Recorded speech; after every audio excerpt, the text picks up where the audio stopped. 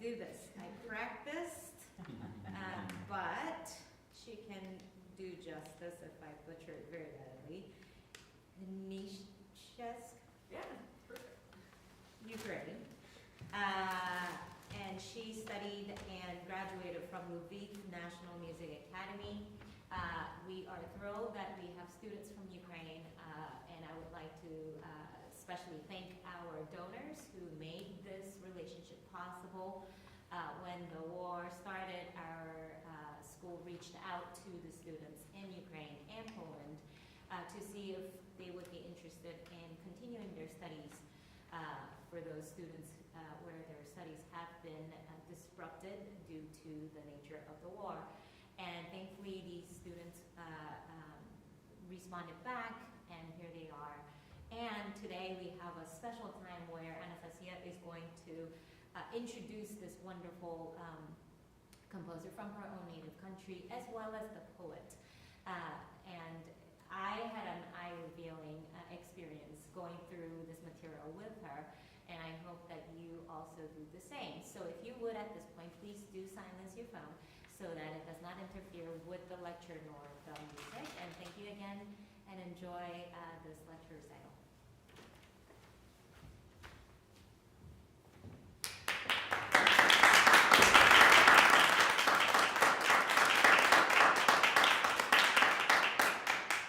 Good afternoon, and thank you all for coming this afternoon. I'm very glad to have you all here and to be able to share this wonderful heritage that I carry, to share with you not only music but also poetry. Because I truly believe that this intersection between different sort of arts is very important. We can carry not only the power of sound but also the power of word, and we can't transfer it through the sound. I will talk today a lot about Shevchenko, and the topic of my lecture recital is called The Echo of Shevchenko's Spirit in Letoshinsky's Shevchenko Suite Opus 38, The Pianist's Voice in Time of War. Before we start talking about Shevchenko and Letoshinsky, I want to ask you a question. If you have ever thought about the role of art during crises and wars, does it have any influence on us, regular people? Does it have an influence on soldiers, on those who are on the battle, every day, every single minute? On this slide, you can see lots of musicians playing, singing during the first months of war. On the top left corner, you can see a famous Ukrainian opera singer who actually worked in Paris Opera for many, many years, Vasil Slipak. And when the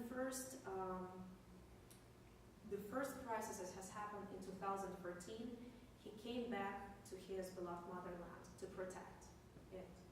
Unfortunately, during the war in 2022, he was killed by a sniper. We lost his wonderful voice, and we won't be able to hear it anymore due to that. On the left bottom corner, you see musicians playing in destroyed buildings.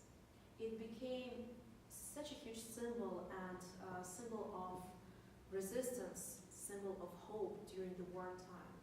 Because lots of my colleagues, I also know people who went from university, who went from studies to the battlefield. Lots of them didn't forget the true passion, passion to music, passion to art, and that helped them a lot. That helped them to remember that, except for that horror, except for those awful loud sounds that you can hear when the missile goes off, you also can hear the sound of beauty, the sound of hope. On the right side of this slide, you can see a destroyed building. This is a very special building for us Ukrainians because it's a theater. It's destroyed, bombarded theater in Ukraine. That happened during the first months of war, when people tried to find a shelter in the theater, a very peaceful building that is made to bring joy and beauty to this world. Why is it so special? Because unfortunately, there were not just random people hiding there were children. And to let them know, people wrote a word children right in front of that huge building. And as you can see, the building is abandoned. There is no other military places around. There was a specific target and more than 600 people were killed trying to find a safe place in the art building. I also want to raise a question. Of course, music is very important. It brings us hope. It can bring us relief, calms us down during brief period of times, during just even melancholy when we feel sorrow. But what if we can emphasize those feelings, those senses with words, with lyrics? Taras Shevchenko is Ukrainian poet, one of the most famous in Ukraine, and not only in Ukraine, but throughout the world. He is the most renowned Ukrainian poet. He was born in 18th century, and during that time, unfortunately, Ukraine faced slavery, and it was under not occupation, but the possession of Austro-Hungarian Empire and Russian Empire.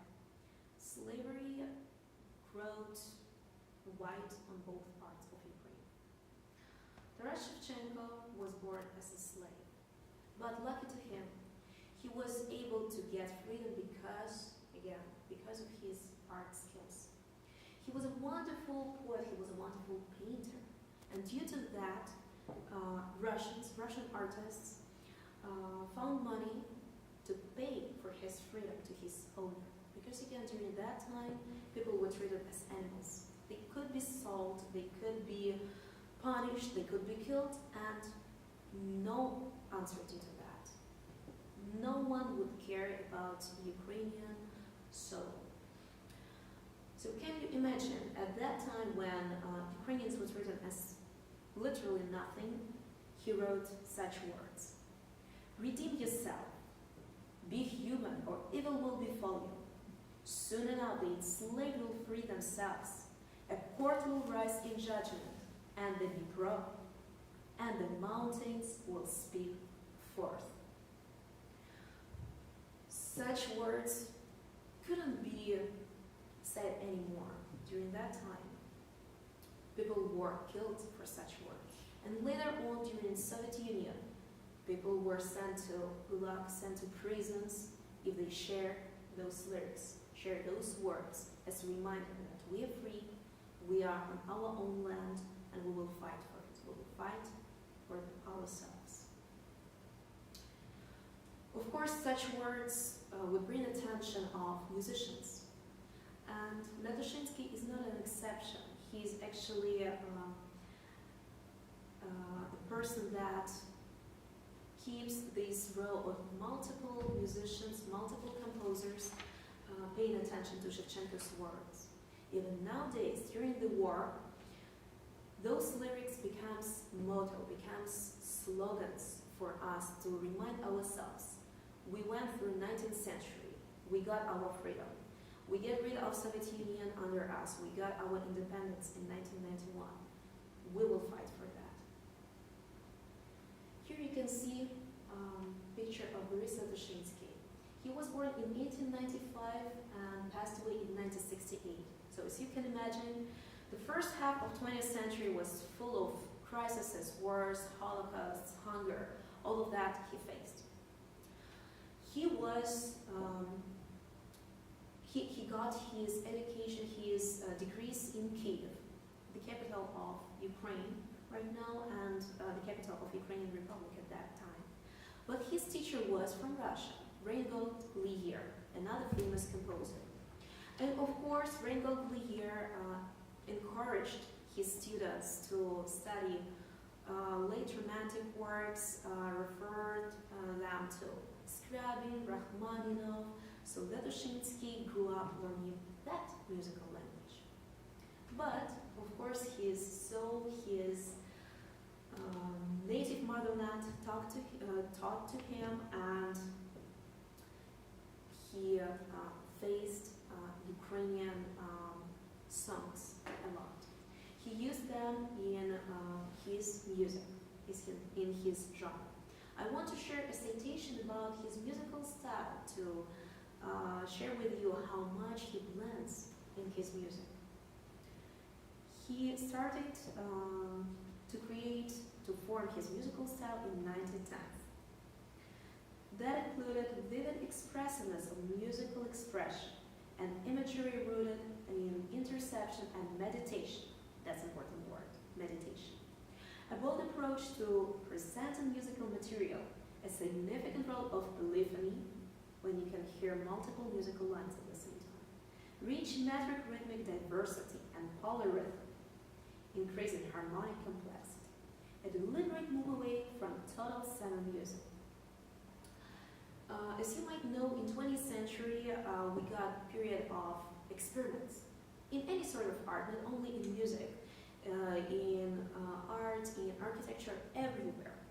People would try to find their own way because they faced such a terrific changes in their daily life, so they should have gotten some sort of relief, rehabilitation, a way to express that hesitance and uncertainty in their life. Boris Latoshinsky blended lots of styles together because, again, he was grown up as a romantic standard musician, but he faced lots of new tendencies. And also, he knew Ukrainian music. As in this piece, Shevchenko said that I will later play on for you, it's a perfect example of Latoshinsky's style. The suite itself consists of 3 short preludes, 3 short pieces. Prelude genre itself is a feature of romantic style. But Latoshinsky went forth. He used program notes from Shevchenko's poetry to introduce us the mood, the feeling, to set it up for us as listeners, as performers, so we exactly know what we should picture, what we should grasp from that wonderful music. You will hear the influence of Chopin, Stravinsky, Rachmaninoff. In the third movement, you will hear some bells, which was a very famous feature of Rachmaninoff's music, his charge-centered personality. In the first prelude, there is a direct quotation from the Ukrainian folk tune. I will talk about it later and will introduce that melody. Also, expansive melodies of vocal origin are so typical for Ukrainian music because we are known as singers. All nations have their sort of basis for their musical art. It's either instrumental music or vocal music. And we are vocal, we are singing nation. As you may know, the Christmas time is coming, and this song that all of us know is actually Ukrainian song. Щедрик, щедрик, щедрівочка, прилетіла ластівочка. This song is so popular, Carol of the Bell, and it's actually a Ukrainian song. So knowing this, you can think about how much we share in common. We like to sing, we want to sing, and we put it in our instrumental music. But not only romantic features, also Latoshinsky, as the father of Ukrainian compositional school, developed and inherited lots of modern features. He was an open-minded person, expanded tonality. All classical music of common period is tonal centered. We want that sense of gravity. But in 20th century, when literally ground was shaken beneath our feet, people didn't feel that stability, that gravity, that sense of reliability anymore. That's why lots of hard, complicated stuff were created during that time. Polyharmony, which means that at the same time, 2 different tonal centers exist. For example, in the third prelude, which is written in F sharp minor, I would like to play the starting melody.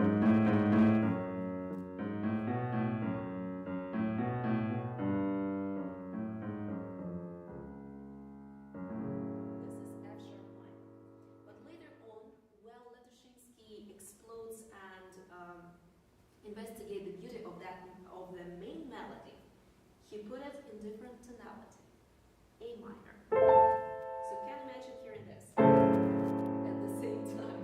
Of course, you will not hear it in that way, but that's what exists in the music. If you want to fold it and break it apart, that's the actual key center. Doesn't seem very nice, I believe so, but you will hear how he managed that. Distractive and beautiful sound, how he make it very pleasant for your ears. Other than that, also lots of different matter changes. So, Ukrainian music also refers a lot to storytelling. We are renowned as not only singing nation, but we're also known for our ballads. And if you think about Tchaikovsky, who frequently came to Ukraine, he liked our music so much, he liked all those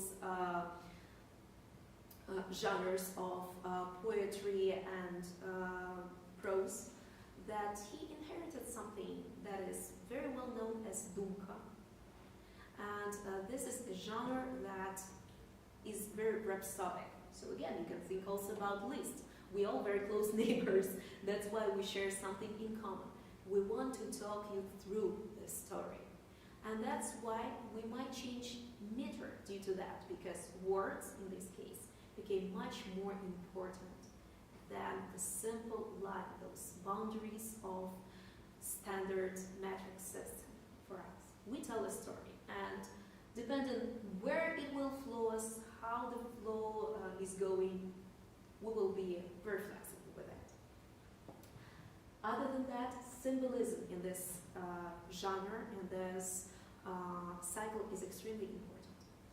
I already mentioned that we have these lines from Zakharchenko, who faced horrible times, who fought for freedom. We also have Anastasiia, who wrote this cycle in 1942 during the Second World War. He was deported into Russia because Ukraine at that time was bombarded, and he missed his motherland so much that he referred to the forbidden poet. He wrote it based on Ukrainian songs, Ukrainian tunes, and nowadays you will have a Ukrainian musician playing this during another, unfortunately, war time. So, Zakharchenko Suite, Opus 38. It consists of 3 short preludes. First serves as a prologue, as a nostalgic moment to gaze upon your motherland. The second prelude is dramatic aria and also a grief tune. It's a real lamentor, sorrowing song, a cry of your soul. But third prelude is a life-affirming, resolutional final, because it doesn't matter what has happened before, we still will fight, we'll face better time, and we know about that. The first prelude is called Andante sostenuto. And if you remember, I mentioned that he used a quotation from another Ukrainian song, folk tune, for this prelude. I will play the melody.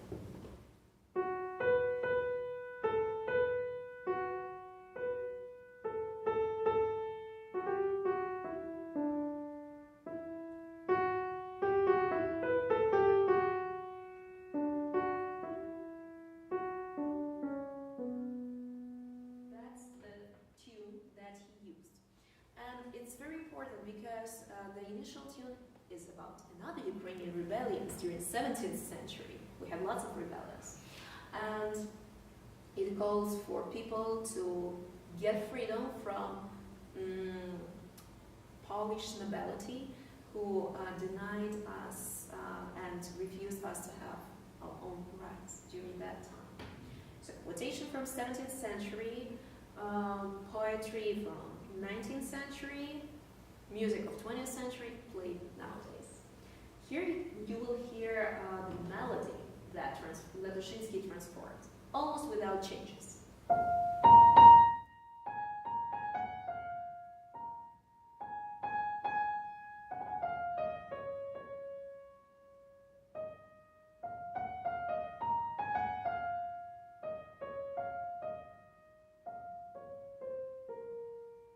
It's almost the same melody but moved to another key. Key-centric, key gravity is very important in this music. Although Ladushinsky tries to have wider borders within tonality, he doesn't leave it because Ukrainian music is centered on tonality and beauty. He incorporates different ideas in his music, transforms the nature of Ukrainian musical traditions into modern language, modern techniques. It's like you have the same ideas that we had multiple years ago, centuries ago, but now you place them in a different form. The words that are used for this piece are this one. The sun sets low, the hills turn black, the little bird grows still. No track of sound across the silent field. Men rest, they daily burdens yield, but I gaze on, my soul takes flight to Ukrainian's orchard through the night. That's beautiful lyrics about love to your motherland, about the desire to come back there. Because again, Zakharchenko wrote those words when he wasn't in Ukraine, he was in Russia. He really wanted to see it again, to see his motherland, to see his people, to talk to his people in native language. And that's why Ladushinsky opens the cycle with these words, with these specific lyrics. He's also far away. He feels the sorrow, he feels grief, he feels pain for his own people who couldn't move to a safe place, who should have stayed there, and he wants to be with them, although it's not safe, but it doesn't matter, it's home. In this piece, we also face lots of Ukrainian typical features, native and rhapsodic character of the theme. It's very long and broad. On the next page, on the next slide, I will show you that's 5 stanzas of music unfolding one tune, one idea, one long phrase. It's pretty long.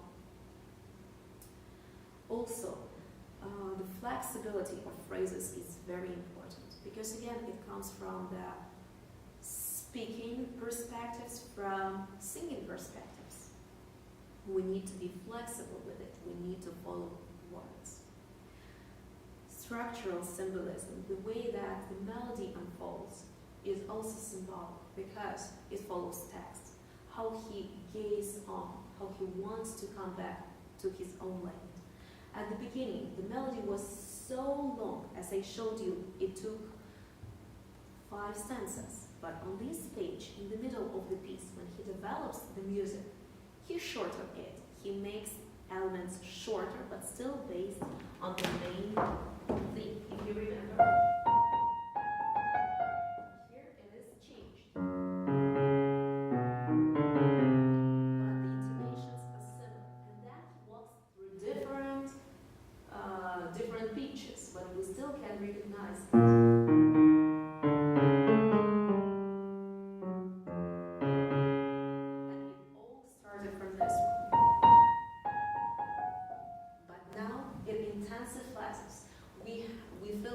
Fire in his soul, that desire to come back. Now he's impatient about it. The inner tension, expressiveness, is also endured by different harmonies. As you may notice, there are lots of different symbols, sharps and flats in this music. At first sight, it looks almost atonal when we don't have tonal center, where we just play around the keyboard, but it's not true. Latoshinsky combined atonal principles with tonal system. Now the key center for him became intervals, the distance between two notes, and he plays around that. He used lots of unpleasant, harsh intervals in his music, seconds, sevenths, but he blended into the beautiful melody. And over here, lots of these second intervallic relationship coexist together, but they don't ruin the melody.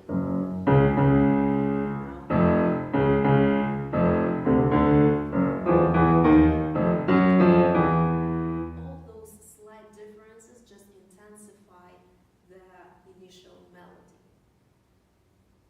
It doesn't matter how much the melody has been changed, it still has that nostalgic mode within it.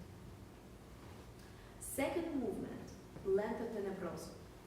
The chimneys breathe without smoke. And beyond the gardens, behind the fences, the black grapes are growing. Those lyrics are from the poem that is called Plug. Shevchenko faced, he didn't face it literally, but he was around the area where cholera was exploding.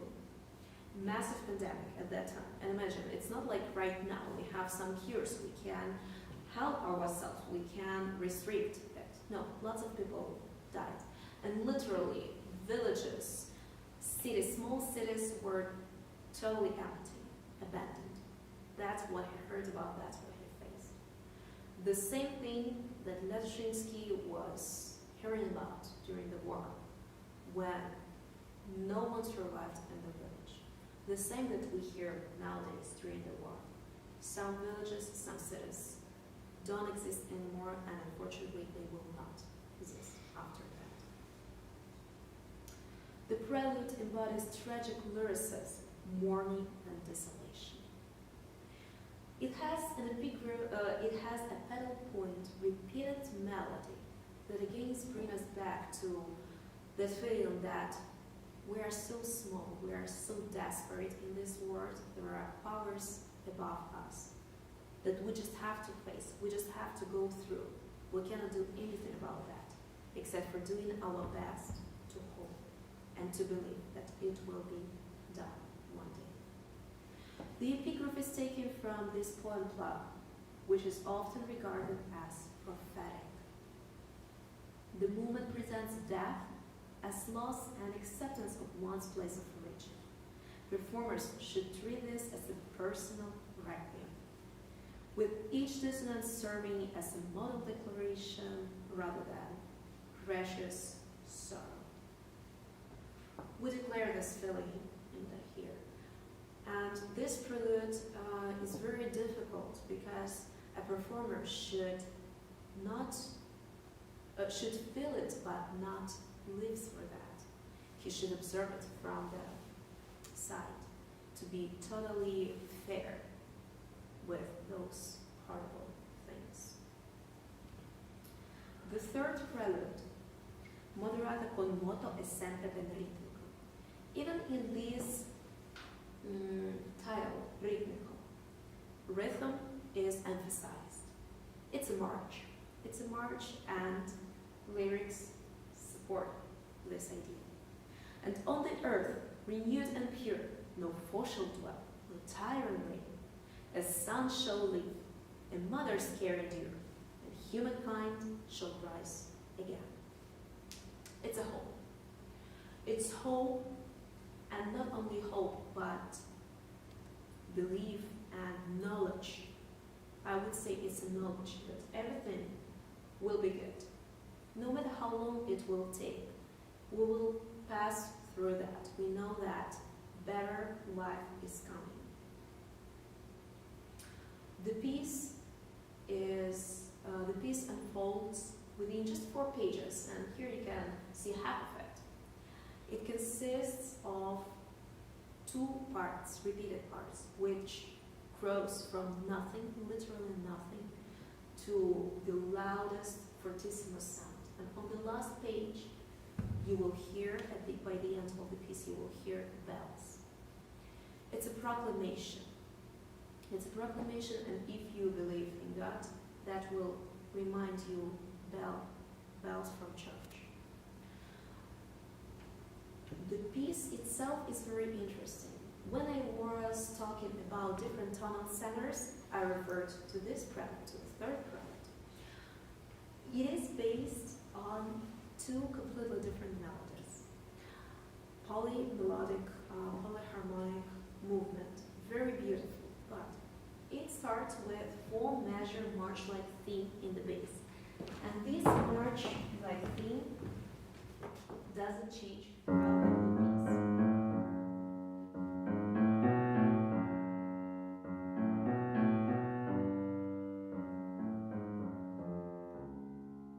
And then, what Levashinsky does, he uses another layer with the melody on top of it. Later with chords. The same melody, but he works around it. He goes from the low register to the high register by the end. But he finishes like this. He unfolds the story in front of us that can start as solemn voice of one person and ends like the whole nation together. In this piece, bell-like chords will appear resonating with solemnity and grandeur. And it is an affirmation of Ukrainians' renewed independence, the endurance of the nation on its own soil, achieved through sacrifice and struggle. I want to share with you some conclusions which makes it so important, not only for me as for Ukrainian, but also for all musicians and for the audience. This cycle this piece introduces students to the modern Ukrainian repertoire and the intersection of literature and music. It helps to get a better understanding of what's going on in the music. The work develops skills in singing, sustained pedal work, irregular accent, conveying longer musical phrases. Lots of things that we as musicians should work on. But Seeds is not only for us, it's not only our treasure gold as pianists. It's also very important to people, to the audience, because the Seed fosters empathy and resilience. And again, all those feelings, nostalgic feelings towards your own land, grief, sorrow, and hope are so familiar for all of us, regardless language we speak, regardless place we were born. It's just so international that we can share it all together. It shows how instrumental music can act as a vehicle for civic expression. Drawing from Ukrainian experience, it graves with universal themes of memory, suffering, and moral agency. Now I will play this cycle for you, but I will do something different. It's not very common for musicians to announce the proper notes of every prelude, but I truly believe that it will help to create very different feeling. This reminder about what it is talking about will help you to feel the music in different and deeper way. The sun sets low, the hills turn black, the little bird grows still, no track of sound across the silent field. Men rest, they daily burdens yield, but I gaze on, my soul takes flight to Ukrainian's orchard through the night.